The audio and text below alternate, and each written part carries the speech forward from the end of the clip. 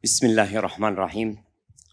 Yang kita hormati bersama Datuk Maza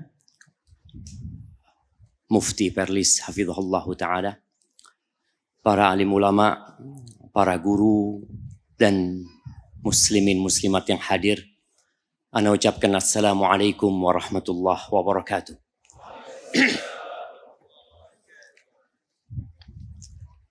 Alhamdulillah alladzi bi ni'matihi tatimmus shalihat. Segala puji bagi Allah Jalla Jalaluh yang karena nikmatnya kebaikan-kebaikan menjadi sempurna. Kita bisa berkumpul malam ini di saat banyak manusia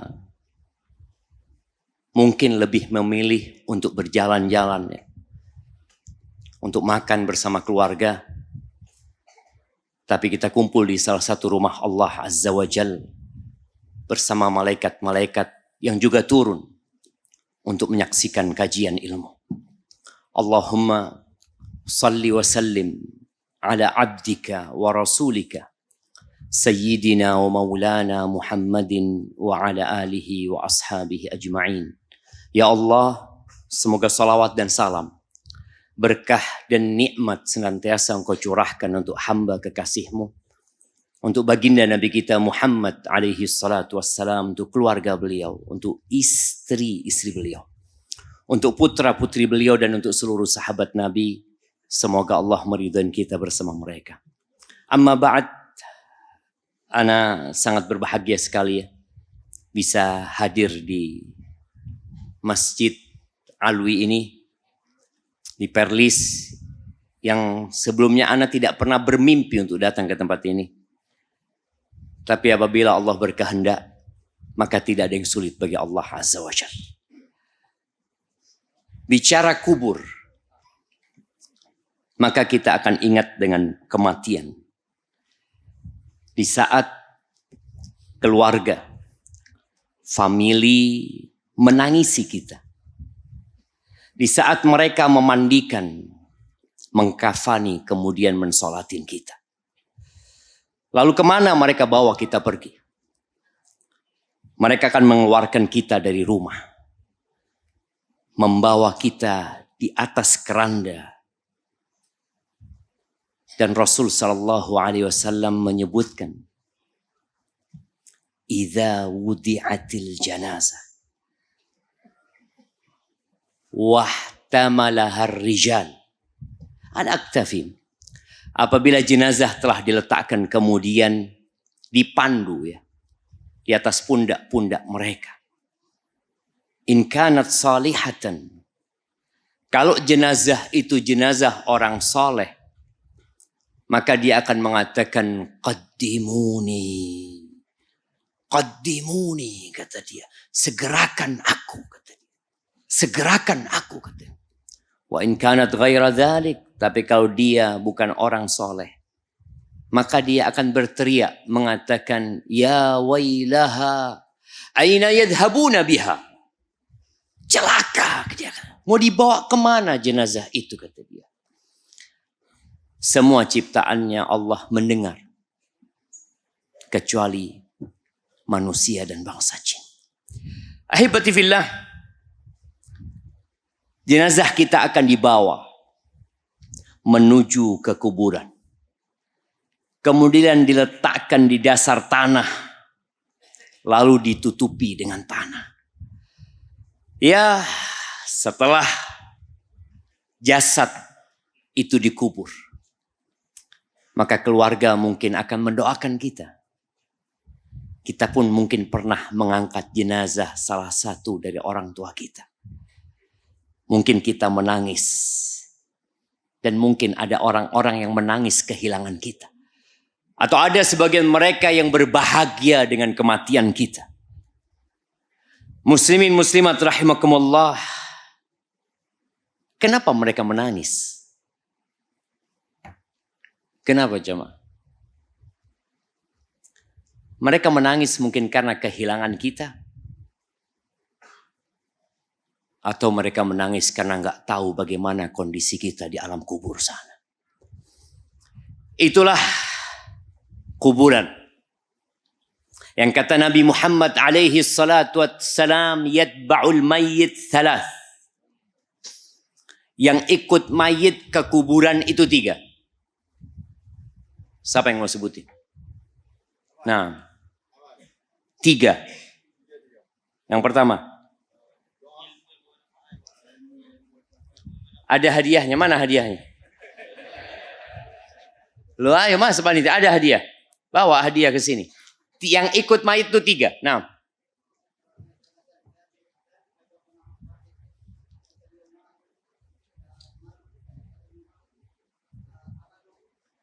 amaluhu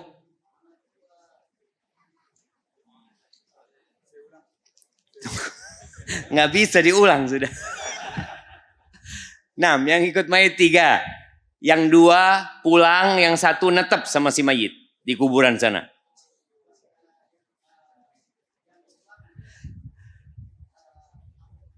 Keluarganya pulang, hartanya, yang tinggal amalnya. Nah, mana hadiahnya? Mana panitia ini? Kasih hadiah nanti. Nanti minta sama Datuk Maza. Nah, itulah jamaah. Yang tinggal bersama kita itu amalan kita. Harta kita, keluarga kita. Mereka menangis sebentar, kemudian mereka akan lupa sama kita. Kuburan itu adalah awal persinggahan menuju akhirat. Rasul sallallahu alaihi wasallam, beliau telah menjelaskan kepada para sahabatnya tentang hakikat kuburan itu.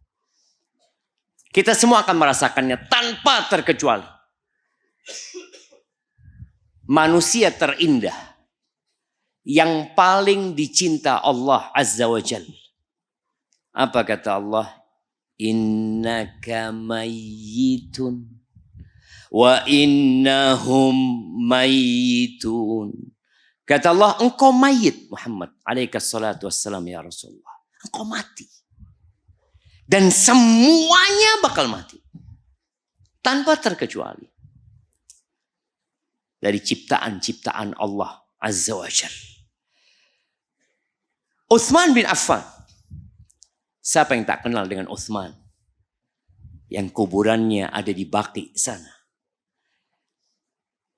Ketika dia berdiri di hadapan kuburan, dia menangis. Sampai janggutnya basah dengan air mata.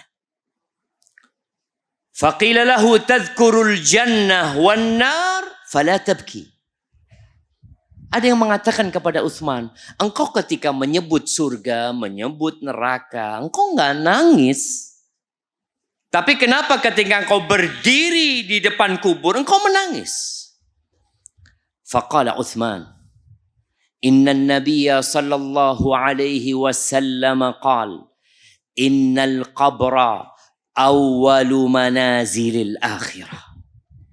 Sesungguhnya Nabi Muhammad alaihi salatu wasallam bersabda bahwa kuburan itu adalah awal persinggahan menuju akhirat.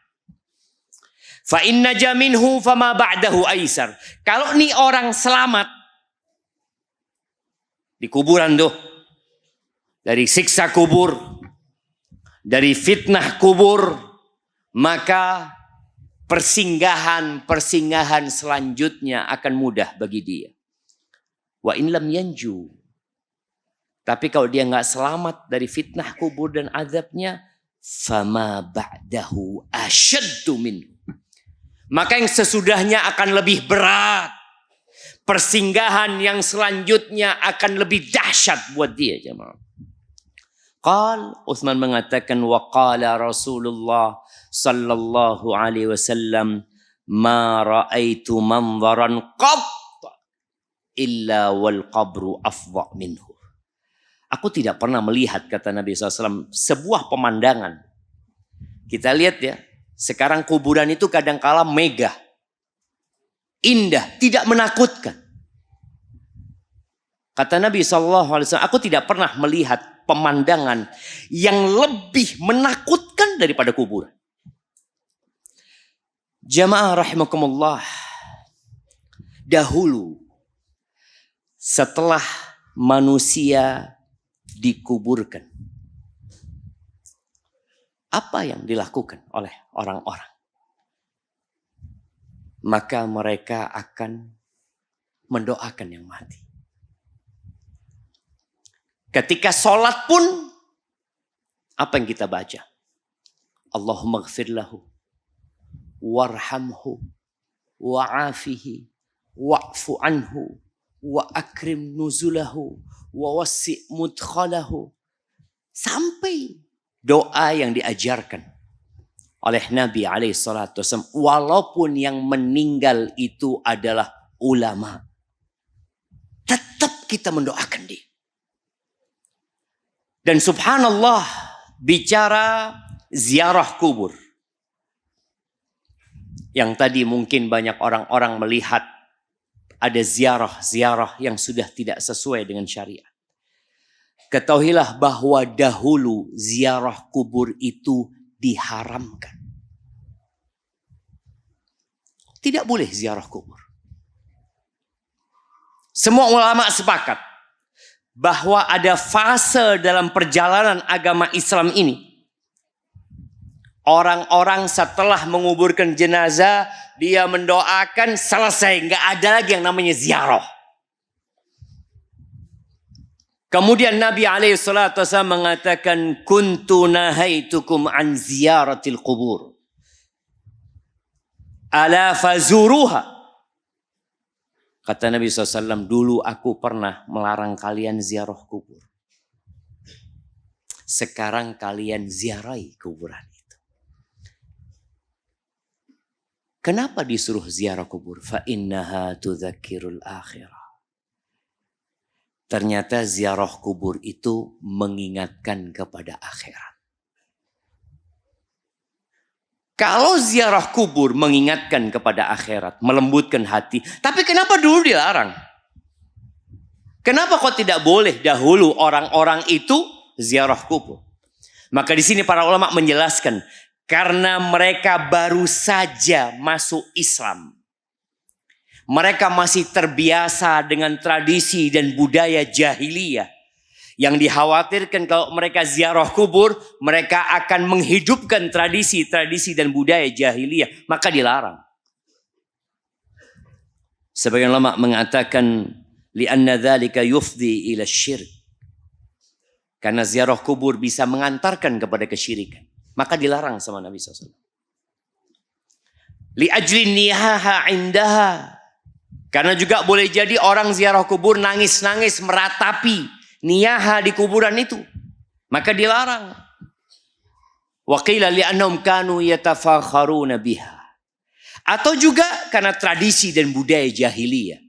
Orang-orang dulu itu datang ke kuburan untuk berbangga-banggaan dengan nenek moyang mereka. Ini datukku. Dia orang yang baik hati. Dia orang yang melakukan ini. Maka dilarang. Jadi sebab-sebab yang tadi disebutkan, itu boleh baji menjadi hikmah kenapa ziarah kubur dilarang.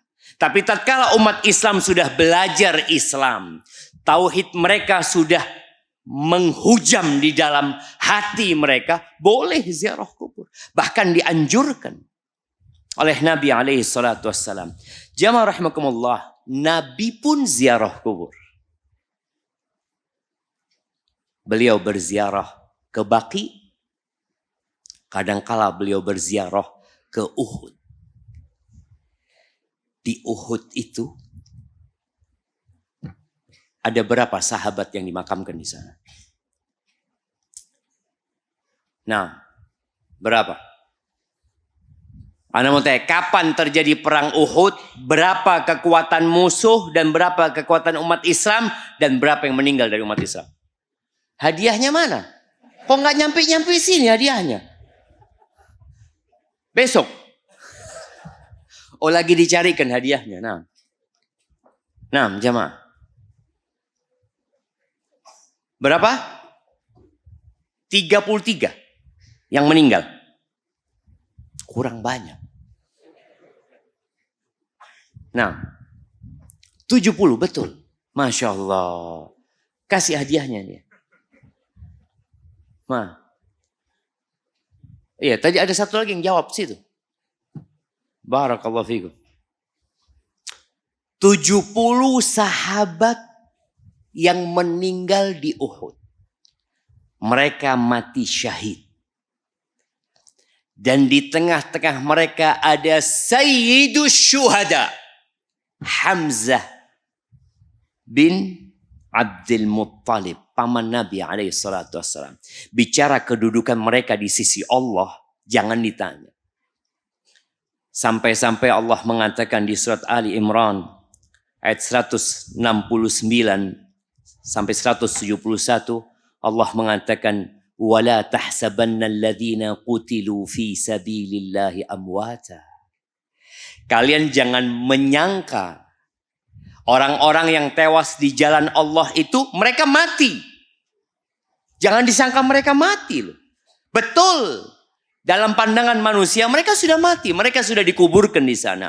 Bal ahya'un 'inda rabbihim yurzaqun. Mereka hidup, tapi bukan di muka bumi ini. Mereka adalah orang-orang yang hidup di sisi Tuhan mereka.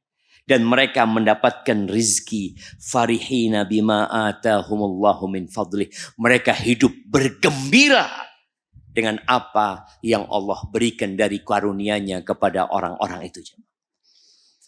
Ya, dengan semua kedudukan mereka. Apakah kemudian kuburan mereka dibangun oleh Nabi SAW? Apakah kemudian para sahabat meminta-minta kepada syuhada Uhud? Yang mereka hidup di sisi Tuhan mereka? Enggak. Baik, yang meninggal di Baqi. Di Baqi itu ada 10.000 sahabat Nabi. Radhiyallahu ta'ala anhum. Nabi SAW mendoakan mereka. Dan mengajarkan kepada para sahabat untuk mendoakan mereka. Bukan berdoa kepada mereka. Mereka datang ke Baqi. Mereka ziarah ke sana. Dari Aisyah radhiyallahu ta'ala anha. Dia menceritakan tentang kekasihnya. Nabi kita Muhammad alaihi salatu wassalam. Kana Rasulullah sallallahu alaihi wasallam. Kullama kana lailataha min Rasulillah yakhruju min akhiril lail. Nabi SAW itu sering kali ketika waktu bermalam di rumahnya Aisyah, beliau keluar meninggalkan rumahnya di akhir malam. Bukan di waktu siang. Bukan di waktu sore. Di akhir malam. Kemana beliau keluar? Ilal Baqi. Beliau keluar menuju ke Baqi. Lalu beliau mengatakan, Assalamualaikum dara qaumin mu'minin. Beliau mengucapkan salam kepada sahabat-sahabat yang di Baqi. Salam buat kalian, wahai negeri kaum orang-orang beriman. Wa atakum ma tu'adun gadan mu'ajjalun. Ya, telah datang kepada kalian apa yang dijanjikan kepada kalian. Dan ada pahala-pahala yang besok yang ditunda buat kalian. Wa inna insyaallah bikum lahiqun. Kita insyaallah akan bergabung sama kalian. Kita akan mati juga. Kita akan meninggalkan dunia ini. Lalu beliau mengatakan, Allahumma ghfir li ahli Baqi'il Gharqad. Rawahu Muslim. Ya Allah, ampuni ya Allah buat orang-orang yang dikuburkan di Baqi'il Gharqad. Bayangin. Tuh orang-orang didoakan sama Nabi SAW. Dan Nabi SAW mengajarkan kepada para sahabat. Kalau mereka ke kuburan, hendaklah membaca doa itu. Di antara yang diajarkan Nabi SAW kepada para sahabatnya. Assalamualaikum ahlad diyar. Minal mu'minin wal muslimin wa inna insyaallah bikum lahiqun as'alullaha lana wa lakumul afiyah. Diajarkan doa. Setelah ucapkan salam, mintakan kepada Allah, ya Allah, aku memohon buat kami dan buat kalian afiat. Artinya orang-orang yang meninggal itu membutuhkan doa siapa? Yang hidup. Jamaah rahimakumullah. Kita tahu ada sahabat di Baqi, dikuburkan di sana, yang ketika meninggal dunia, arsy-Nya Allah bergetar. Siapa sahabat itu? Nah, Anas bukan. Sa'ad bin Mu'adz. Kenapa kok sampai bergetar arsy-Nya Allah?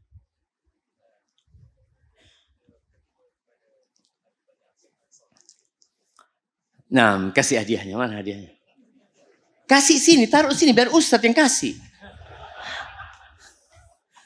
Takut dibawa pulang sama Ustadz hadiahnya.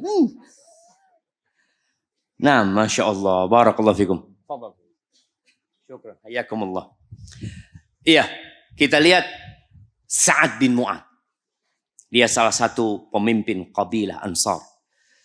Pemimpin kabilah Bani Abdil Ashhal. Yang ketika dia masuk Islam, dia mengatakan kepada seluruh kaumnya, aku sudah masuk Islam. Ketahuilah haram bagi kalian untuk ngomong sama aku. Kecuali kalian masuk Islam. Semuanya masuk Islam. Kecuali ada satu yang terlambat masuk Islam. Dialah yang ketika perang Badar mengatakan kepada Nabi SAW, ketika beliau meminta pendapatnya orang-orang Ansar, ya Rasulullah, kalau engkau menyeberangi lautan, ya Rasulullah, kami akan seberangi bersamamu, ya Rasulullah. Kami sudah beriman kepadamu. Kami percaya engkau utusan Allah. Maka kami akan berjuang mati-matian menegakkan agama Allah ini bersamamu, ya Rasulullah. Ketika meninggal, sebelum meninggal, Sa'ad bin Mu'adz ini membuat keputusan. Masya Allah. Jadi banyak. Beliau yang memberi keputusan kepada kabilah Bani Quraidah.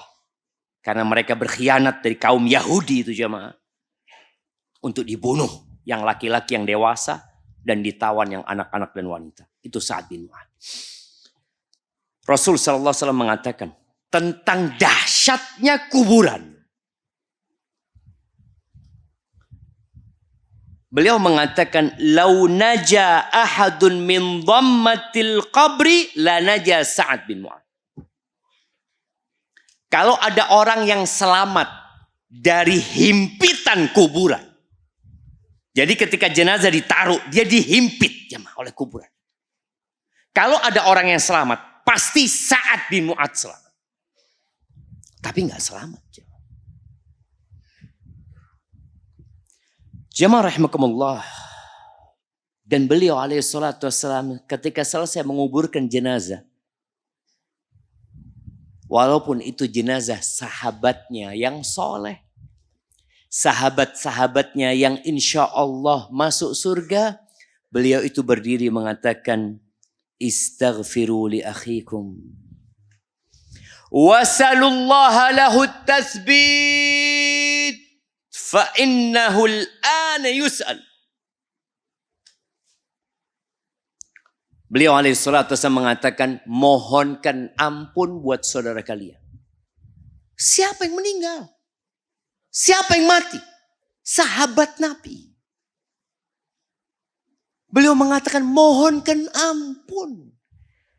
Ini menjadi bukti nyata bahwa mereka yang meninggal dunia membutuhkan doa orang yang hidup. Wasalullaha lahu tasbit, mohonkan kepada Allah supaya dikasih ketetapan. Ustadz, ini guru ana Ustadz. Ini insya Allah waliullah. Ini insya Allah orang soleh. Sama. Mohonkan ampun buat dia. Yang dijamin masuk surga aja sahabat itu. Masih disuruh sahabat-sahabat yang lain memintakan ampun buat dia. Apalagi orang-orang seperti kita. Jamaah rahimakumullah. Itulah kuburan. Tempat mengingat kematian. Tempat tatkala kita ziarah, hati yang tergoda dengan dunia akan ingat dengan akhirat. Makanya kalau ada yang ngomongnya dunia selalu, yang hatinya keras gara-gara bicara dunia, ajak ke kuburan. Ziarah kubur. Ana kalau nggak salah melihat Dr. Maza punya buku tentang bimbingan ziarah kubur. Ziarah kubur yang sesuai dengan syariat. Yang jauh dari khurafat-khurafat yang dibuat oleh manusia. Jamaah rahimakumullah. Generasi terbaik umat ini. Para sahabat Nabi. Kuburan mereka tidak dibangun. Tidak dikasih kubah. Tidak dikasih tembok yang tinggi. Tidak dihias. Sampai masanya Imam Syafi'i, beliau melihat kuburan orang-orang muhajirin dan ansar. Dan biasa aja. Tidak ada bangunan di atasnya. Namun setan tidak pernah tinggal diam. Dia akan berusaha untuk merubah pandangan manusia tentang kuburan ini. Saat ini, banyak di antara umat Islam yang memandang kuburan sebagai tempat yang keramat. Padahal seharusnya itu tempat untuk mengingat akhirat. Banyak yang mendirikan masjid di kuburan. Atau dikuburkan orang di dalam masjid. Ada yang mengatakan bahwasanya kuburan itu tempat dikabulkannya doa. Mustajab kalau engkau doa di tempat itu.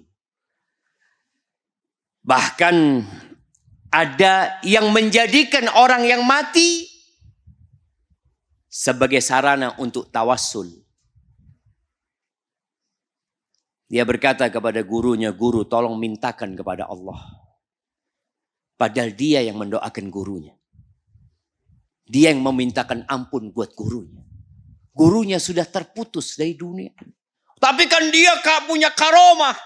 Dia waliullah. Naam. Dia waliullah di sisi Allah. Seperti syuhada Uhud itu. Apakah kemudian para sahabat meminta, berdoa, memohon kepada Hamzah? Atau meminta langsung kepada Hamzah? Memohon kepada orang-orang yang dianggap soleh? Memohon kepada para nabi? La jemaah. Nabi SAW melarang kuburan untuk dibangun. Diabaikan oleh banyak manusia. Terus terang jemaah. Ketika kita ngelihat kuburan itu diperindah ya. Dibikin bangunan. Lalu kita masuk, itu hati akan terasa lain. Seakan-akan melihat tempat ini kayaknya tempat dikabulkannya doa. Karena dikasih bunga, dikasih bukhur, dikasih hiasan-hiasan. Padahal seharusnya tempat itu tempat mengingat akhirat. Ahibati fillah, Ali bin Abi Thalib. Nih kalau kita mau bicara bagaimana Rasulullah SAW mengajarkan kepada para sahabatnya tentang sikap terhadap kuburan. Supaya nggak ada lagi khurafat-khurafat itu. Kita juga perlu tahu sejak kapan umat Islam itu mengkultuskan kuburan. Sejak kapan di kuburan itu diadakan ritual-ritual yang bermacam-macam. Ada yang menyembelih di kuburan. Ada yang tawaf di kuburan. Ada yang bernazar untuk kuburan. Sejak kapan? Apakah Rasul SAW mencontohkan itu? Apakah para sahabat mengamalkan itu? Oh enggak, sahabat enggak. Para tabi'in. Apakah para tabi'in mengajak orang-orang untuk mengkultuskan kuburan? Apakah Imam Abu Hanifah mungkin yang mengajarkan? Atau mungkin Imam Malik? Atau Imam Syafi'i? Atau Imam Ahmad bin Hanbal? Tidak. Mereka mendapatkan petunjuk dari Nabi alaihi salatu wassalam. Ali bin Abi Thalib berkata kepada Abul Hayyaj al-Asadi. Seorang tabi'in. Dia mengatakan, Ala ab'athuka. Ali mengatakan radhiyallahu anhu kepada Abul Hayyaj, ala ab'athuka ala ma ba'athani alaihi Rasulullah sallallahu alaihi wasallam. Maukah engkau aku utus untuk melakukan sebuah perbuatan sebagaimana Rasulullah sallallahu alaihi wasallam mengutusku? Kata beliau, an la tad'a timthalan illa tamastahu. Janganlah kamu membiarkan patung kecuali engkau hancurkan atau engkau hilangkan kepalanya.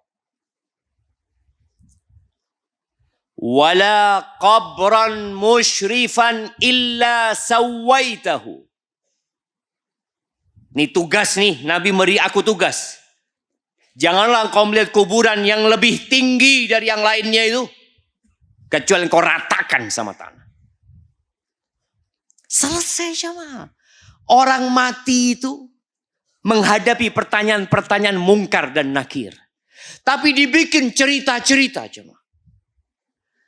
Bagaimana mungkar dan nakir ini gak berani tanya. Karena ini waliullah.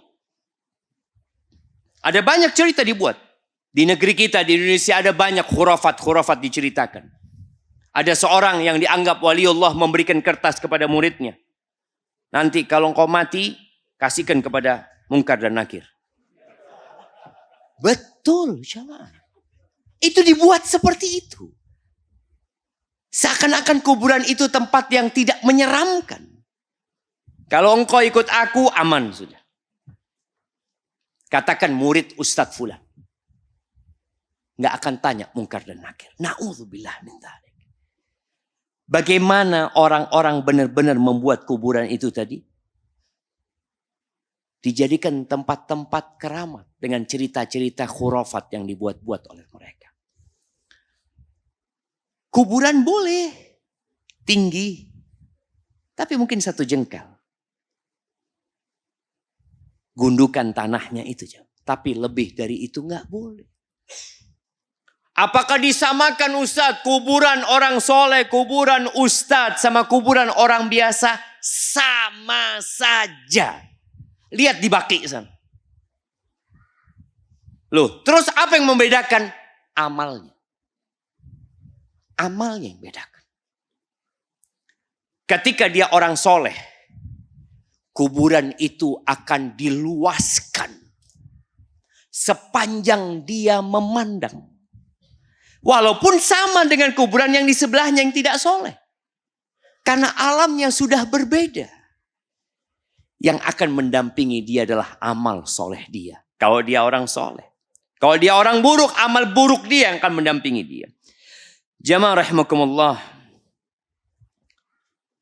Rasul sallallahu alaihi wasallam. Sebelum beliau wafat. Sebagaimana dalam hadis riwayatkan Imam Muslim. 5 hari sebelum beliau wafat. Beberapa waktu yang lalu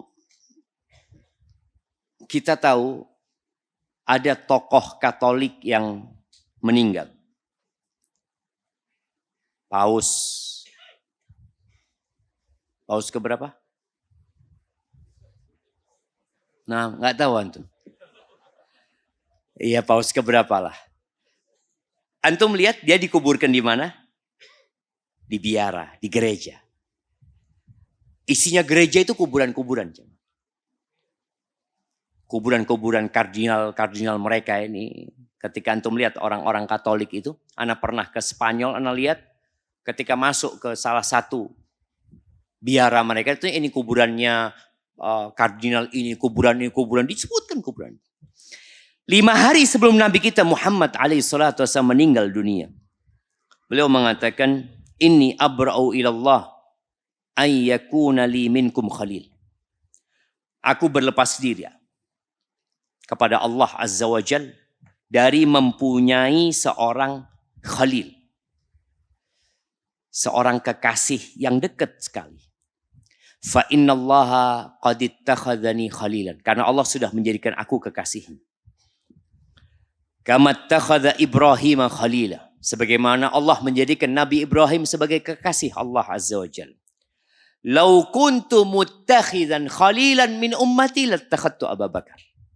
Kalau aku menjadikan seorang itu sebagai kekasihku, pasti Abu Bakar yang aku akan jadikan kekasih dari umatku. Ala, lalu beliau mengingatkan, ala wa inna man kana qablakum. Ingatlah orang-orang sebelum kalian, kanu yattakhiduna qubura anbiya'ihim masajid.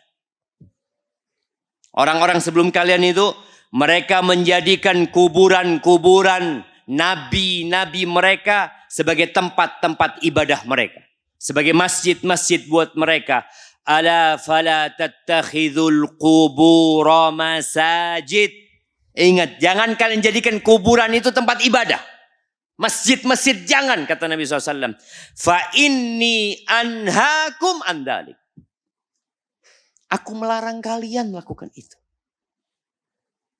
Beliau mengatakan sallallahu alaihi wasallam, fa inni anhaakum an dzalik. Aku melarang kalian. Dilarang tapi dilanggar.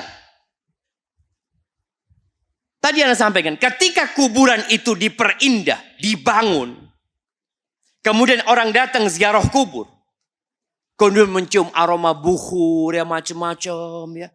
Kira-kira kalau antum masuk tempat itu apa yang antum akan lakukan? Antum akan khusyuk. Nah, jemaah. Ketika anak ke Mu'tah di Jordan sana, kita melihat tempat peperangan, lalu karena sampai sana kita ziarah ke kubur para sahabat yang meninggal dunia. Di situ ada Zaid bin Harithah, Ja'far bin Abi Thalib, Abdullah bin Rawaha. Itu kuburannya jamaah. Dibangun indah sekali. Jadi orang ketika ke sana, yang niatnya mendoakan yang meninggal dunia, akhirnya minta doa aja. Atau kalau dia nggak minta doa, dia beranggapan kayaknya tempat ini mustajab untuk berdoa. Jamaah rahimakumullah. Di antara hadis yang benar-benar tidak bisa disanggah lagi, bahwa tidak boleh menjadikan kuburan-kuburan itu sebagai tempat-tempat ibadah, adalah hadis Atha bin Yasar, bahwa Rasul SAW bersabda, ini hadis mursal, tapi ada hadis-hadis yang lainnya yang menguatkan hadis ini, bahwa Nabi SAW mengatakan, Allahumma la taj'al qabri wathanan yu'bad. Ya Allah, jangan jadikan kuburanku itu sebagai berhala yang disembah. Ishtadda ghadabullah ala qaumin ittakhadhu qubur anbiya'ihim masajid. Murka Allah besar sekali kepada orang-orang menjadikan kuburan-kuburan nabi mereka sebagai tempat-tempat ibadah mereka, sebagai masjid-masjid buat mereka. Ketika Nabi SAW sakaratul maut, sakit yang begitu parahnya, beliau SAW juga mengatakan, laknatullah alal yahudi wan nasara. Ada cerita sebelumnya dari Ummu Salamah. Ummu Salamah radhiyallahu anha, dia pernah hijrah ke Habasyah. Di Habasyah, Nasara, agama rajanya dan masyarakatnya.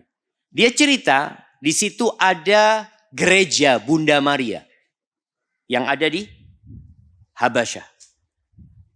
Kata Ummu Salamah, aku melihat ada gambar-gambarnya di situ. Ada gambar-gambar yang diletakkan di dalam gereja. Lalu Nabi SAW mengatakan, la'natullah alal yahudi wan nasara. Allah melaknat orang-orang Yahudi dan Nasara.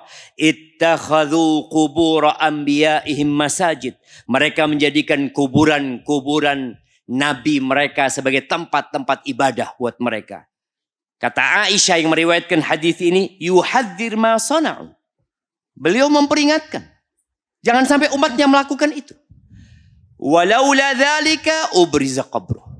Kalau bukan karena itu, niscaya kuburan Nabi itu akan ditaruh di tempat yang terbuka. Ghaira annahu khasya an yuttakhadha masjidan. Tapi Nabi takut kuburan jadikan tempat ibadah. Di mana Nabi dikuburkan sallallahu alaihi wasallam? Di rumahnya. Di rumahnya. Setelah itu dikuburkan Abu Bakar. Setelah itu dikuburkan Umar. Dan para sahabat tidak pernah meminta ke kubur Nabi sallallahu alaihi wasallam. Tidak pernah memohon kepada Nabi SAW setelah meninggal dunia. Iya, ketika Nabi SAW hidup, para sahabat bertawasul kepada Nabi SAW. Datang kepada Nabi SAW. Ya Rasulullah, kita kekeringan ya Rasulullah. Mintakan kepada Allah agar Allah menurunkan hujan. Beliau berdoa minta sama Allah Azza wa Jalla. Ada yang buta. Datang minta doa kepada Nabi SAW. Nabi mendoakan. Ada orang-orang yang meminta agar Nabi beristighfar buat mereka. Nabi beristighfar buat mereka. Tapi pada saat Nabi hidup. Sekarang kan Nabi hidup SAW. Iya. Tapi di alam yang berbeda. Dan beliau tidak menyuruh kita minta kepada Nabi SAW. Jamaah rahimakumullah. Kapan bermulanya kuburan-kuburan itu dikeramatkan?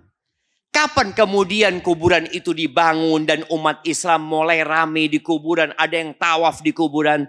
Ternyata khurafat-khurafat kuburan ini yang membuatnya adalah orang-orang Syiah. Ibnu Katsir dalam kitabnya Al-Bidayah wan Nihayah. Beliau menyebutkan di peristiwa tahun 236 Hijriah. Jadi di awal abad ketiga Hijriah mulai itu kuburan-kuburan itu dikeramatkan. Khalifah Al-Abbasi Al-Mutawakkil dia menghancurkan sebuah kuburan yang dibangun yang di atas namakan Husain bin Ali radhiyallahu anhum. Kemudian tempat itu jadikan kebun, jadikan sawah sama khalifah. Mulai itu orang-orang Syiah. Dan setelah itu Syiah sempat berkuasa. Berkuasa di Mesir, berkuasa di Ahsa, sampai ke daerah Maroko sana mereka berkuasa. Di Iran, di Irak, ketika mereka berkuasa, mereka buat tempat-tempat ziarah yang megah buat tokoh-tokoh mereka. Mereka bikin petilasan-petilasan. Itu Syiah yang bikin. Sahabat nggak bikin. Tabi'in nggak bikin. Terus kita mencontoh siapa sebenarnya? Laqad kana lakum fi Rasulillahi uswatun hasanah. Telah ada di diri Rasulullah sallallahu alaihi wasallam uswatun hasanah, suri tauladan yang baik. Itu diri Nabi SAW. Oh, tapi kan ada khilaf di antara para ulama, Ustaz. Ada ulama-ulama yang juga berilmu yang mengajak untuk mengkultuskan kuburan. Betul, ada. Dan Nabi SAW pernah mengatakan, فَإِنَّهُ مَنْ يَعِشْ مِنْكُمْ بَعْدِي فَسَيَرَ اخْتِلَافًا كَثِيرًا.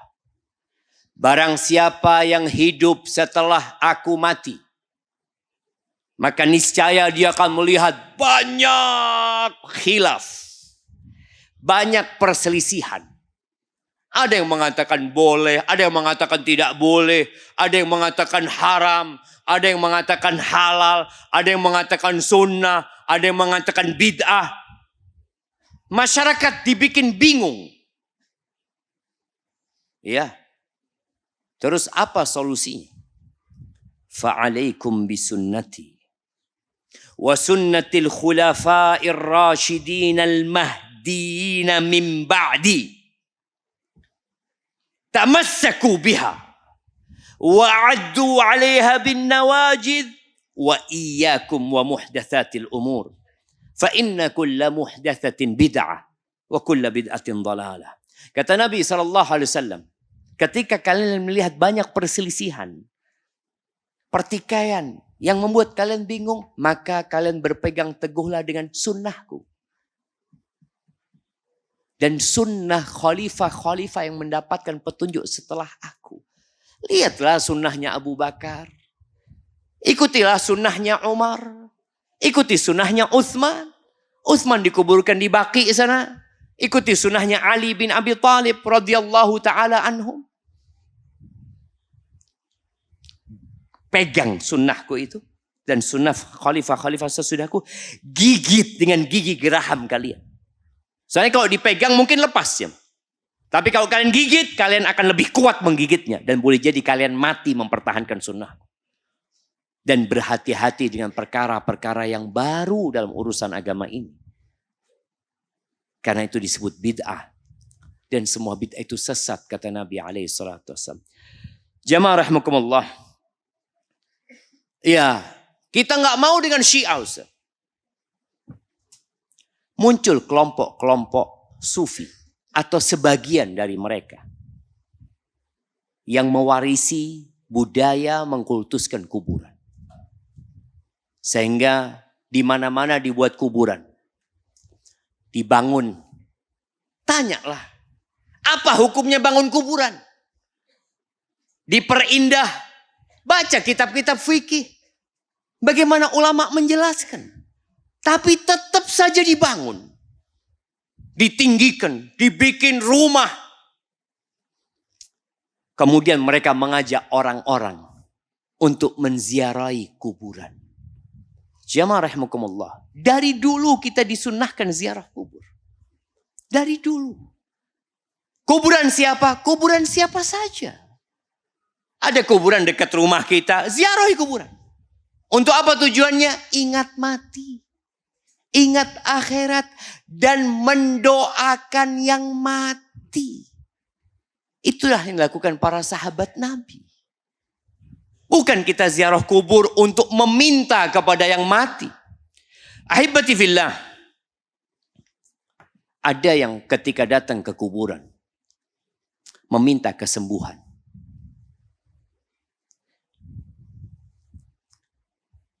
Emangnya orang itu bisa menyembuhkan kita?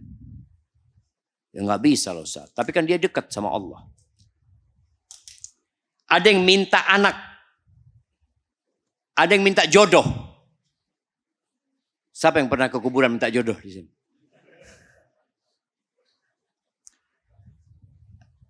Jamaah rahimakumullah. Kita mencintai orang-orang soleh. Dan kita meyakini bahwa mereka juga punya karomah. Punya kemuliaan di sisi Allah subhanahu wa ta'ala. Tapi kita tidak menjadikan mereka perantara antara kita sama Allah. Enggak. Allah Azza wa Jalla mengajarkan kepada kita agar kita membaca setiap sholat tanpa ada perantara siapapun. Iyyaka na'bud wa iyyaka nasta'in. Bisa kita minta langsung sama Allah. Loh, tapi kan mereka orang soleh. Iya, mereka orang soleh di sisi Allah Subhanahu wa ta'ala. Mereka punya kedudukan. Engkau kepingin doamu dikabulkan, jadilah orang soleh. Kalau engkau berhak mendapatkan azab, engkau diazab dan mereka mendapatkan nikmat di sisi Allah. Iya. Maka tatkala kita menggunakan akal sehat kita, jemaah. Kita melihat bagaimana generasi para sahabat. Lalu bagaimana sikap kita kepada tuh orang ketika meninggal dunia. Kita yang memandikan orang itu. Kita yang mensolati. Engkau yang mensolati gurumu itu. Engkau yang memakamkan. Kemudian engkau yang mengatakan Allahumma gfir lahu warhamhu wa'afihi wa'afu anhu. Kemudian engkau datang minta kepada yang sudah meninggal dunia. Jamaah rahimakumullah. Nabi kita Muhammad alaihi salatu wassalam. Nggak ada ya manusia yang lebih tinggi kedudukannya dari Nabi Muhammad SAW. Kalau seluruh nabi Nabi Nuh, Nabi Adam, Nabi Ibrahim ditaruh di satu daun timbangan. Kemudian Nabi kita Muhammad alaihissalam ditaruh di satu daun timbangan satunya. Itu akan berat Nabi kita Muhammad alaihissalam. Tapi beliau nggak punya kuasa. Penguasa di bumi ini hanya satu. Pemilik bumi ini hanya satu. Yang mengatur alam semesta ini hanya satu. Yang memberikan rizki, yang menurunkan air dari langit, yang menghidupkan manusia kelak ketika mereka sudah mati. Itu Allah Azza wa Jal. Dan Allah Azza wa Jal mengatakan kepada Nabi SAW untuk membuat sebuah pernyataan. Apa kata Allah di surat Al-An'am ayat 50? Qul. Katakan Muhammad kepada mereka. Sampaikan kepada mereka. La aqulu lakum indi khazainullah. Katakan kepada mereka, aku tidak punya perbendaharaan Allah. Enggak. Aku enggak punya. Wala a'lamul ghaib. Aku juga tidak tahu dengan yang gaib. Wala aqulu lakum inni malak. Aku juga tidak mengaku aku ini malaikat. Enggak, aku manusia biasa. Innama ana basyarum mithlukum. Aku manusia sama persis seperti kalian. Apa bedanya? Yuha ilayya. Aku dapat wahyu dari Allah. Bas itu yang membedakan. Kemudian Allah juga mengatakan kepada Nabi SAW di surat Al-A'raf ayat 188. Qul la amliku li nafsi naf'an wala dharra. Katakan Muhammad kepada orang-orang itu. Aku tidak memiliki untuk diriku sendiri manfaat dan mudarat. Enggak, aku enggak punya. Aku enggak bisa memberikan manfaat kepada diriku. Tidak pula memberikan mudarat. Illa masya Allah. Kecuali kalau Allah berkehendak. Oleh karena itu jamaah, ketika Rasulullah SAW sudah meninggal dunia, kira-kira pada tahun 18 Hijriah, terjadi kekeringan di kota Madinah. Yang membuat mereka istisqa, minta hujan. Memohon kepada Allah Azza wa Jal agar diturunkan hujan. Maka penduduk Madinah semuanya keluar ke tanah lapang yang ada di dekat Masjid Nabawi. Kemudian Umar bin Khattab radhiyallahu ta'ala anhu mengatakan kepada Allah, Allahumma inna kunna natawassalu binabiyika sallallahu alaihi wasallam fatasqina. Ya Allah, dulu ya Allah ketika Nabimu hidup dan kami kekeringan, kami bertawasul dengan Nabimu. Kemudian Nabi berdoa dan engkau turunkan hujan. Wa inna natawassalu bi ammi nabiyika. Dan sekarang kami bertawasul dengan paman nabimu. Dengan Abbas bin Abdul Muttalib. Qum ya Abbas. Abbas, ayo engkau berdoa. Bayangin. Mereka tidak berangkat ke kuburan Nabi SAW. Di situ ada Nabi, di situ ada Abu Bakar. Mereka tidak kemudian meminta kepada Nabi SAW untuk berdoa. Ya Rasulullah, mintakan kepada Allah, kami kekeringan ya Rasulullah. Enggak ada. Lalu kita sekarang mengagungkan kuburan-kuburan, meminta kepada kuburan. Cobalah kita berpikir jemaah. Setiap kita sholat, kita langsung berkomunikasi sama Allah Azza wa Jalla. Di tasyahud, di situ di akhir tasyahud ada doa mustajab. Kita diajari untuk mengatakan Allahumma a'inni ala dzikrika wa syukrika wa husni ibadatik. Baca Al-Quran. Lihat bagaimana doa-doa para nabi. Bagaimana mereka berdoa memohon. Rabbana zalamna anfusana. Langsung minta sama Allah. Iya, itu kan nabi. Kita ikut siapa? Ya ikut Nabi kan. Rabbana la tuzigh qulubana ba'da idh hadaitana wa hab lana min ladunka rahmah innaka antal wahhab. Allah Azza wa Jalla mengatakan wa idza sa'alaka ibadi anni fa inni qarib. Apabila hamba-hambaku bertanya kepadamu tentang aku, maka sesungguhnya aku itu dekat. Ujibu da'watad da'i idza da'ani. Aku mengabulkan doa orang-orang yang berdoa kalau dia meminta kepadaku, kata Allah. Inilah tauhid jamaah. Hanya memohon kepada Allah Azza wa Jalla. Bagaimana tatkala Abdullah bin Abbas dibonceng Nabi SAW dan Nabi mengajarkan beberapa kalimat. Beliau mengatakan, di antara yang beliau sampaikan, idza sa'alta fas'alillah. Wa idza sta'anta fasta'in billah. Kalau engkau mau minta, minta sama Allah. Nabi bilang, kalau engkau mau minta, minta sama aku. Nanti aku mintakan sama Allah. Tidak. Nabi benar-benar mengajarkan bahwasanya antara hamba sama Allah itu untuk berdoa dan memohon nggak ada perantara. Ada tawassul yang disyariatkan. Tawassul dengan nama-nama Allah. Tawassul dengan asma'ullah al-husna. Mungkin tawassul dengan doa orang soleh yang masih hidup. Dan ada dia. Dia bisa berdoa. Tapi kalau sudah meninggal, selesai jamaah. Ahibati fillah. Allah Azza wa Jalla berfirman di surat Az-Zumar. Di ayat 1 dan 3. Tanzilul kitabi minallahil azizil hakim. Allah menurunkan Al-Quran ini dari sisinya. Dialah yang maha al-aziz, yang maha perkasa dan maha bijak. Inna anzalna ilaikal kitaba bilhaq. Kata Allah, sesungguhnya kami menurunkan Alkitab, yakni Al-Quran dengan benar. Fa'budillah mukhlisan lahuddin. Engkau beribadah kepada Allah, ikhlas memurnikan ketaatan hanya kepada Allah.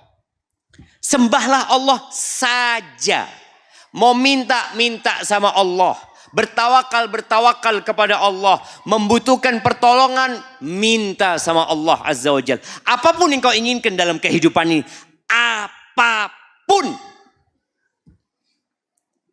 Innallaha ala kulli syai'in qadir.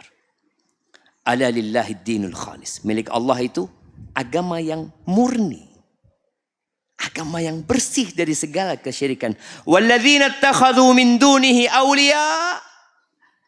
Adapun orang-orang yang menjadikan dari selain Allah kekasih-kekasih buat mereka. Jamaah, orang-orang musyrikin Mekah itu percaya tidak kalau Allah yang menciptakan mereka? Apa buktinya?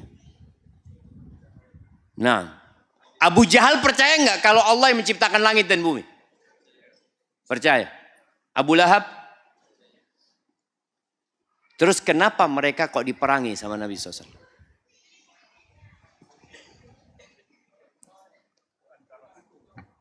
Karena sekutu. Betul. Bagaimana sekutunya? Masya Allah. Boleh kasih hadiah. Di Ka'bah itu ada 360 berhala. Tapi mereka tidak meyakini berhala itu yang menciptakan langit dan bumi. Enggak. Sangat bodoh lah kalau mereka mengatakan ini berhala yang menciptakan langit dan bumi. Kemana akalmu? Engkau yang bikin berhala itu tadi. Nggak ada.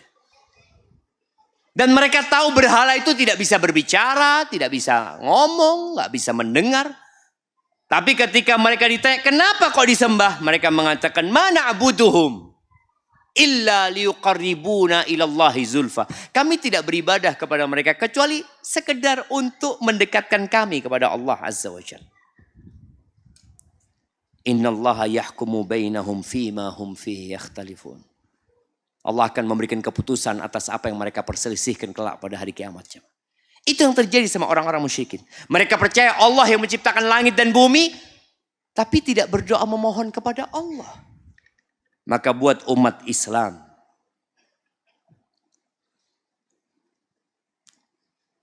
ikutilah Rasul sallallahu alaihi wasallam.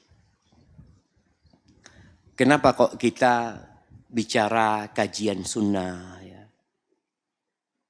Karena memang ketika Nabi SAW menjelaskan bahwa Yahudi itu terpecah menjadi 71 golongan. Nasrani terpecah menjadi 72 golongan. Dan umat ini akan terpecah menjadi 73 golongan. Kulluha finnar. Semuanya di neraka. Illa wahidah. Kecuali satu. Siapa yang satu itu jemaah? Nah, dari sini belum ada yang jawab sebelah sini dari tadi. Nah, siapa yang satu? Islam. Ya Islam lah. Ini Islam. Ini umat Islam. Umat Islam terpecah menjadi 73 golongan kata Nabi SAW. Semuanya di neraka. Ingat ya, semuanya di neraka. Bukan berarti mereka kafir. Tidak jemaah. Tidak. Kalau kafir bukan termasuk umatnya Nabi Muhammad SAW. Mereka muslim. Tapi mereka diancam masuk neraka. Kecuali satu.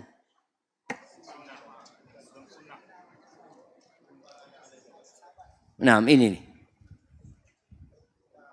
Ma'ana alaihi wa ashabi. Iya. Iya aja semuanya. Kita kasih. Masya Allah. Dan antum mana kasih hadiah juga. Iya. Ada istilah ahlus sunnah wal jamaah. Kata Nabi SAW ketika ditanya, para sahabat tidak memikirkan yang 72 golongan. Capek kalau memikirkan yang 72 golongan. Paling enak mikirkan yang satu lah. Ma'ana alaihi wa ashabi.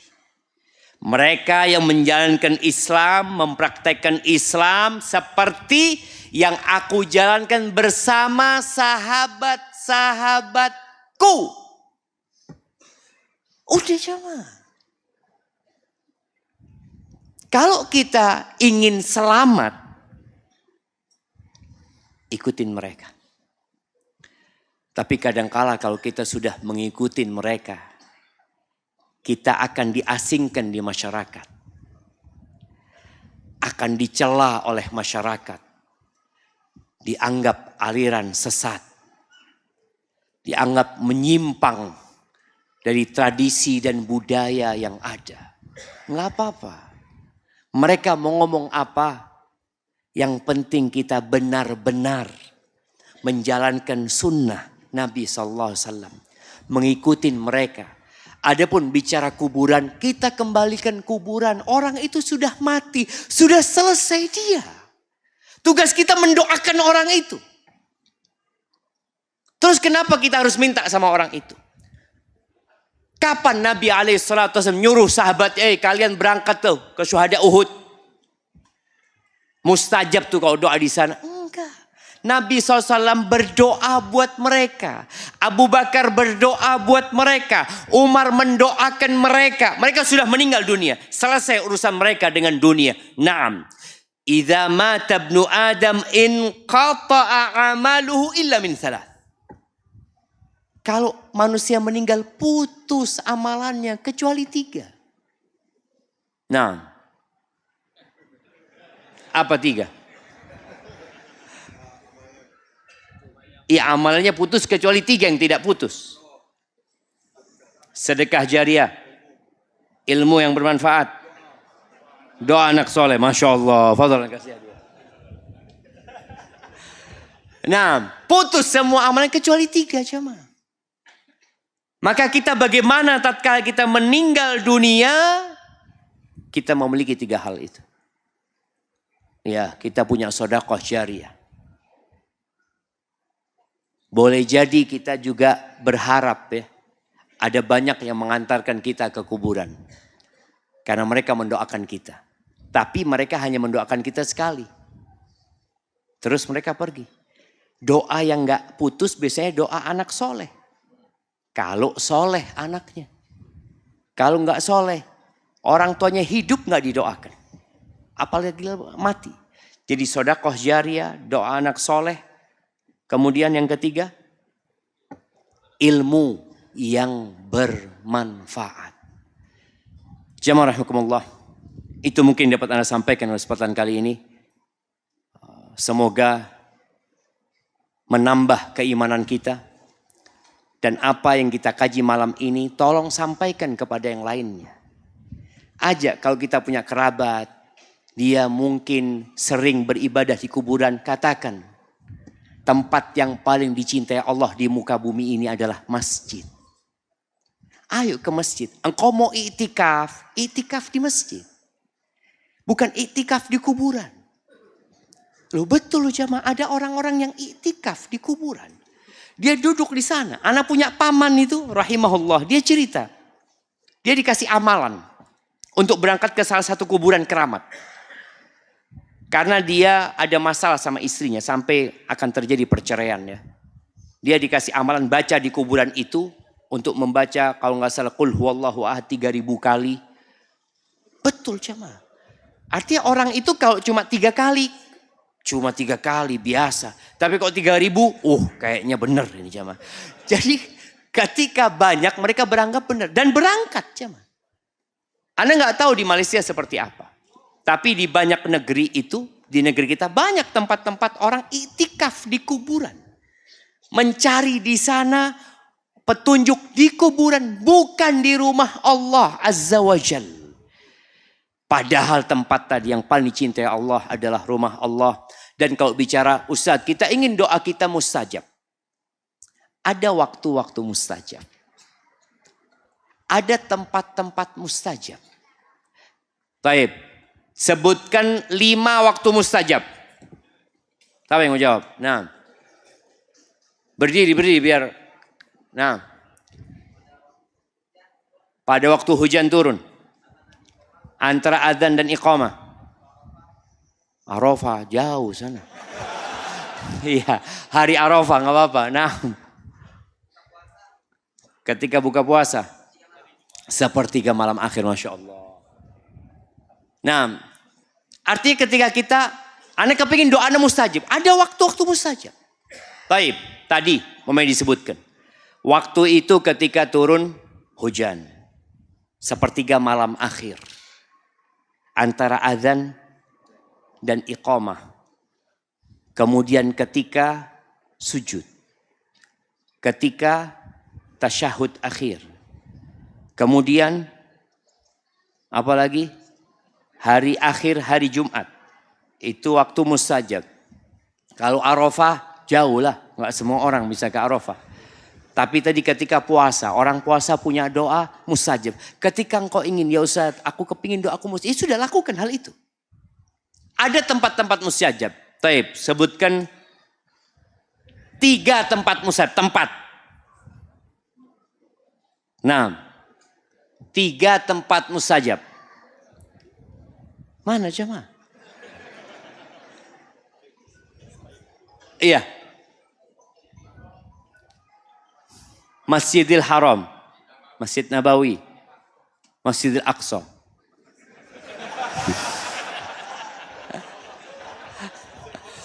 Nggak apa-apa kita kasih haji yang nggak apa-apa jemaah. Kirimkan ke belakang sudah. Iya enggak. Iya di Masjidil Haram ada tempat mustajab. Di mana tempat mustajabnya di Masjidil Haram itu?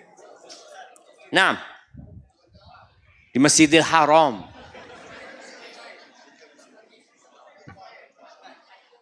Tunggu. Multazam. Sofa Marwah. Di Arafah ya. Masya Allah, barakallahu fikum. Iya, multazam. Multazam itu antara Hajar Aswad dengan pintu Ka'bah. Cuma kan kalau bicara tempat ini jauh Ustaz. Apa nggak bisa di kuburan sebelah Ustaz? Artinya orang itu kepingin cari tempat. Kalau ke multazam kan jauh. Arafah harus haji. Soalnya nggak bisa. Antum mau berangkat umroh ke Arafah. Karena katanya Ustaz Arafah mustajab. Kalau nggak hari Arafah. Nggak mustajab juga jemaah. Kemudian antara Safa dan Marwah harus umroh berarti orang itu. Makanya kemudian orang berpikir, adakah tempat-tempat mustajab yang dekat sama rumah kita? Hah? Kuburan. Enggak ada jemaah. Enggak ada. Hanya saja masyarakat akan menyebarkan. Aku doa di kuburan fulan, alhamdulillah pulang dari sana hajatku terkabulkan. Dia bikin cerita. Nanti ada lagi cerita, aku dari kuburannya fulan, aku kemarin punya penyakit, alhamdulillah pulang dari sana penyakitku hilang. Inilah yang kemudian mengajak orang untuk berdoa di kuburan. Ingat, kita di kuburan mendoakan yang mati. Doakan. Nggak apa-apa kalau datang ke kuburan, doakan dia, mintakan ampun kepada Allah untuk dia. Mungkin imanmu bertambah, engkau pulang berdoa. Dan dulu para sahabat Nabi ketika mereka berziarah ke kubur Nabi SAW. Karena kalau ziarah kubur Nabi ini nggak bisa ngadep kiblat. Karena Nabi SAW dikuburkan di rumah. Jadi mereka harus melewati depan, kiblat di belakang mereka. Mereka mengucapkan salam. Kalau mau berdoa, mereka menghadap kemana? Ke kiblat ketika mau berdoa. Itu diantara ada berdoa dan mulailah doa dengan pujian kepada Allah Azza wa Jalla. Mohon ampun. Banyak orang mengatakan saya banyak dosa Pak Ustadz. Saya takut nggak dikabulkan sama Allah. Istighfar. Baca istighfar. Baca 100 kali istighfar. Mohon ampun sama Allah. Kemudian baru doa. Ketika doa jangan lupa bersolawat buat Nabi SAW. Karena doa tanpa solawat kepada Nabi SAW bergantung. Barakallahu fiik. Ini sudah jam 10. Hah? 10.30. Iya jam 10 kan? Jam 10 lewat sudah jemaah. Setengah 11. Nah, Anda nggak tahu mana panitia? Udah cukup. Nah. Sampai subuh kita. Ini jamaah sudah dikasih makan. Anda lihat sebagian sudah lapar itu. Nah, mau dilanjut apa sudah cukup? Sampai jam 11. Masya Allah jamaah. Baik, kita lanjut sampai jam 11. Antum masih siap? Baik. Ahibati fillah. Dahulu ada orang-orang yang meminta kepada para nabi. Dan ada yang menjadikan malaikat-malaikat juga sebagai perantara mereka. Memohon kepada malaikat-malaikat Allah. Dengan dalil apa? Mereka berpandangan bahwa malaikat-malaikat Allah itu dekat sama Allah Subhanahu wa ta'ala. Allah sebutkan di surat Al-Isra ya. Di ayat 56-57. Jadi antum kalau dengar ayat 56-57 dicatat ya mah. Bukan dilihat 56-57. Lupa nanti sampai rumah kalau nggak dicatat.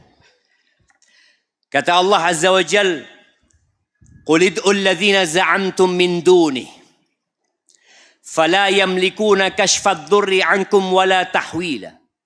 Kata Allah, kalian panggillah tuh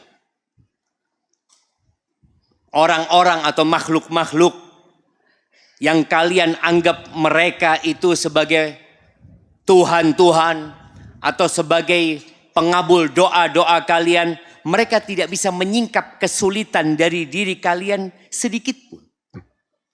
Mereka nggak akan bisa memberikan kesembuhan, memberikan rizki, mengangkat bala. Nggak bisa. Kenapa kok tidak bisa? Kenapa malaikat-malaikat kok tidak bisa? Kenapa Nabi Isa yang disembah juga tak boleh dia memberikan pertolongan kepada orang-orang yang dalam kesulitan? Tidak pula Uzair yang dianggap oleh orang-orang Yahudi sebagai anak Allah Azza wa Jal. Allah mengatakan, "Ulaika alladzina yad'un yabtaghuna ila rabbihimul wasilata ayyuhum aqrab wa yarjuna rahmatahu wa yakhafuna 'adzabahu inna 'adzaba rabbika kana mahdzura." Itu orang-orang yang kalian minta pertolongan kepada mereka. yang kalian jadikan mereka perantara antara kalian sama Allah Azza wa Jalla. Pada hakikatnya mereka itu hamba-hamba Allah. Nabi Isa itu hamba Allah. Dia juga berdoa mohon ampunan kepada Allah Azza wa Jalla. Malaikat-malaikat juga hamba-hamba Allah. Uzair juga hamba Allah Azza wa Jalla. Mereka meminta rahmatku sebagaimana kalian meminta rahmatku. Mereka takut dari azabku sebagaimana kalian takut dari azabku. Dan mereka mendekatkan diri kepadaku dengan berbagai amal soleh. Kalau itu adalah kondisi para nabi, kalau itu adalah kondisi malaikat-malaikat Allah, bagaimana dengan yang selain mereka? Yang kuburannya dikultuskan oleh banyak masyarakat. Jamaah rahimakumullah. Kita tahu Abu Bakar dijamin masuk surga. Abu Bakar itu pernah minta doa sama Nabi SAW. Kalau bicara amalan Abu Bakar, yang kita anggap dia adalah waliullah yang paling utama setelah Nabi Muhammad SAW. Dibandingkan dengan wali-wali yang dianggap oleh manusia wali. Tidak ada yang lebih utama dari umat ini. Selain Nabi dan para Nabi, lebih daripada Abu Bakar Siddiq. Abu Bakar ini pernah datang kepada Nabi SAW mengatakan, Ya Rasulullah, alimni du'aan aqra'uhu fi salati. Wahai Rasulullah, ajarkan kepada aku sebuah doa yang aku baca ketika aku sholat. Apa doanya coba? Nah, mana yang baca doa? Belum dapat hadiah tuh? Belum dapat hadiah? Oke, nah apa doanya? Allahumma inni zalamtu nafsi zulman katsiran wa la yaghfiru dzunuba illa anta faghfir li maghfiratan min 'indika warhamni innaka antal ghafurur rahim. Masya Allah, barakallahu fikum. Nah, apa artinya?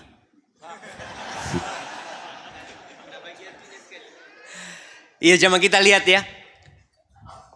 Ini Abu Bakar As-Siddiq yang dijamin masuk surga. Dia tidak pernah ujub dengan amalannya. Ketika dia minta doa, ternyata doanya itu doa pengakuan dosa. Pengakuan dosa. Ini hamba Allah yang mulia.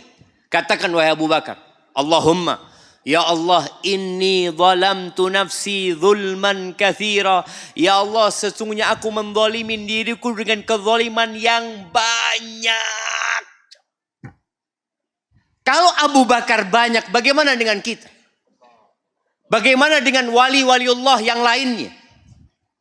Yang jauh di bawah Abu Bakar dan boleh jadi nggak masuk surga orang itu, jam. Yang dikultuskan oleh banyak orang. Orang itu disuruh minta ampun sama Allah. Maka kenapa tadi kita sampaikan bahwasanya kita disuruh berdoa mohon ampunan buat orang itu walaupun waliullah. Walaupun orang soleh, nih orang ustadz, Masya Allah. Setiap hari sholat 300 rakaat. Puasa Daud tidak pernah berhenti. Selalu menghatamkan Al-Quran setiap 3 malam. Tapi ketika dia mati, doa kita buat dia apa? Allahumma gfir lahu. Ya Allah, ampuni dia ya Allah. Maafkan dia Allah. Ini Abu Bakar disuruh minta ampun sama Allah. Dan sebelum minta ampun disuruh membuat pengakuan. Pengakuan bahwa engkau tempatnya dosa. Allahumma inni zalamtu nafsi zulman katsira. Masya Allah. Ya Allah, aku menzalimin diriku dengan kezaliman yang banyak. Faghfirli, ampuni aku ya Allah. Maghfiratan min indika warhamni. Aku kasih ampunan dari dirimu ya Allah. Berikan kepada aku ampunan darimu ya Allah. Dan kasihi aku, innaka antal ghafurur rahim. Sesungguhnya engkau maha pengampun dan maha pengasih. Kita kalau ke kuburannya Abu Bakar, kita doakan Abu Bakar. Kita ucapkan salam kepada Abu Bakar sebagaimana Nabi mengajarkan kita. Ini sebagai bukti jemaah. Bahwa siapapun yang dianggap orang dekat, yang dianggap memiliki karomah-karomah yang banyak, tetap mereka membutuhkan doa dari orang yang hidup. Di malam Lailatul Qadar, Nabi mengajarkan doa kepada istrinya. Apa doanya? Nah, Allahumma innaka afuun tuhibbul afwa fa'fu anni. Apa artinya?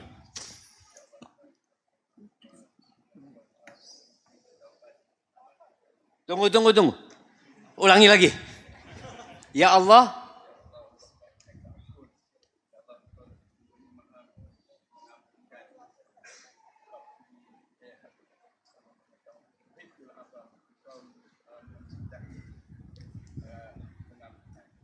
maka ampuni aku. Masya Allah, barakallahu fiik. Kasih hadiah. Naam, Allahumma innaka afun. Kita lihat ya. Orang yang sudah berada di posisi yang tinggi. Menjadi istri Nabi SAW. Insya Allah. Dan kita yakin istri-istri Nabi di dunia adalah istri-istri Nabi di akhirat nanti. Ketika dia berkata, ya Rasulullah, kalau aku tahu malam Lailatul Qadar, aku baca doa apa gitu. Ternyata disuruh minta ampun sama Allah. Disuruh minta maaf sama Allah Azza wa Jalla. Katakan Allahumma innaka afuun. Ya Allah, sesungguhnya engkau maha pemaaf. Sama bahasa Melayunya. Maaf. Apa bedanya maaf sama ampunan? Sama insya Allah ya. Nah, ya Allah, engkau maha pemaaf. Engkau cinta dengan maaf. Maafkan aku. Minta maaf jemaah. Maka ketika Allah menyebutkan tadi di surat Al-Isra ayat 56-57. Orang-orang soleh yang dijadikan perantara oleh manusia untuk memohon kepada Allah Azza wa Jalla. Padahal mereka minta sama Allah juga. Mereka langsung memohon ampunan kepada Allah. Minta rahmat kepada Allah. Maka bagi kita yang ingin doanya dikabulkan, maka mintalah maaf kepada Allah Azza wa Jalla. Mohonlah ampunan kepada Allah Subhanahu wa ta'ala. Karena sejatinya Allah itu maha pemaaf. Tapi jamaah, kalau antum ingin dimaafkan sama Allah, jangan suka menyimpan dendam sama orang lain. Kita mengatakan Allahumma innaka afu. Ya Allah, engkau maha pemaaf. Engkau cinta dengan maaf. Maafkan aku. Tapi aku tidak memaafkan saudaraku. Ada sebagian yang seperti itu. Ahibati fillah. Sebagai penutup. Ada doa yang sering Nabi bacakan buat para sahabatnya ketika beliau berkumpul dengan mereka.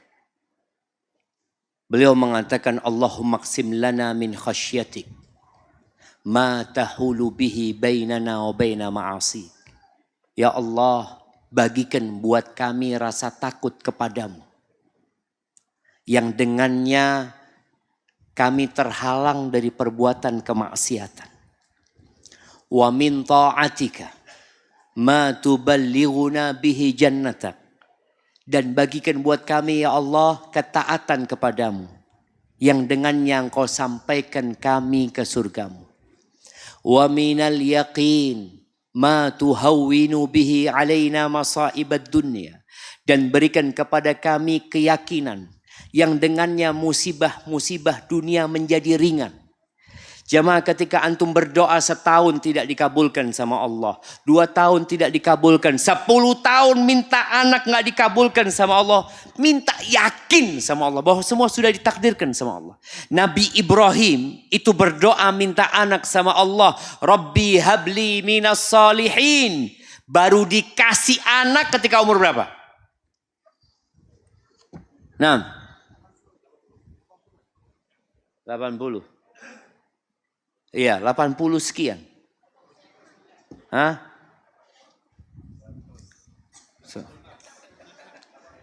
8 berapa?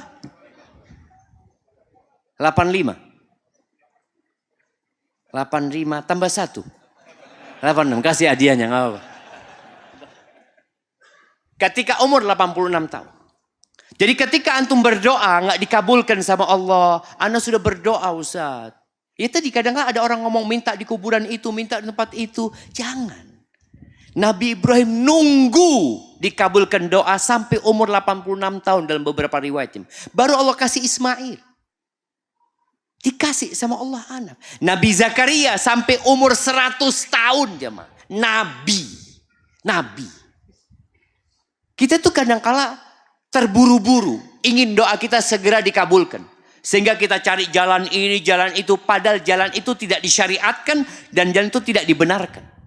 Maka kita perlu minta keyakinan dengan takdir Allah Azza wa Jal. Ketika ada musibah menimpa kita, dikasih penyakit kemudian gak sembuh-sembuh. Jangan sampai kita kemudian melakukan kesyirikan demi kesembuhan itu. Yakin. Minta. Allahumma qsim lana min khasyatik. Ma tahulu bihi bainana wa baina ma'asik. Wa min ta'atika ma tuballighuna bihi jannatak. Wa minal yaqin ma tuhawwinu bihi alaina masa'ibad dunya. Dan berikan kepada kami keyakinan yang dengannya musibah-musibah dunia menjadi ringan buat kami. Wa matti'na bi asma'ina wa absarina wa quwwatina ma ahyaitana waj'alhu al-waritha minna. Ya Allah, jadikan kami hidup bisa menikmatin pendengaran kami, penglihatan kami dan kekuatan kami, sehat badan kami ya Allah, dan jadikan itu pewaris kami. yakni kita berdoa minta sama Allah, atau Nabi tadi mendoakan para sahabatnya agar mati sehat, tidak mati sakit. Jadi maksudnya mati pendengarannya masih dipakai, penglihatannya masih alhamdulillah, badannya kuat. Waj'alhul waritha minna waj'al tha'rana 'ala man zalamana wansurna 'ala man 'adana. Ya, jadikan balas dendam kami buat orang-orang yang menzalimin kami. Dan tolonglah kami menghadapi orang-orang yang memusuhi kami. Wala taj'al musibatana fi dinina. Jadi jangan jadikan musibah itu menimpa agama kami ya Allah. Wala taj'alid dunya akbar hammina wala mablagha ilmina. Jangan jadikan dunia itu ambisi kami yang paling besar, puncak dari ilmu kami. Wala tusallit alaina man la yarhamuna, dan jangan jadikan orang yang tidak menyayangi kami sebagai pemimpin buat kami. Barakallahu fiik. Itu mungkin yang dapat Anda sampaikan jamaah. Karena apa? Karena sudah malam ya. Subhanakallahumma bihamdika asyhadu an la ilaha illa anta astaghfiruka wa atubu ilaik. Assalamualaikum warahmatullahi wabarakatuh.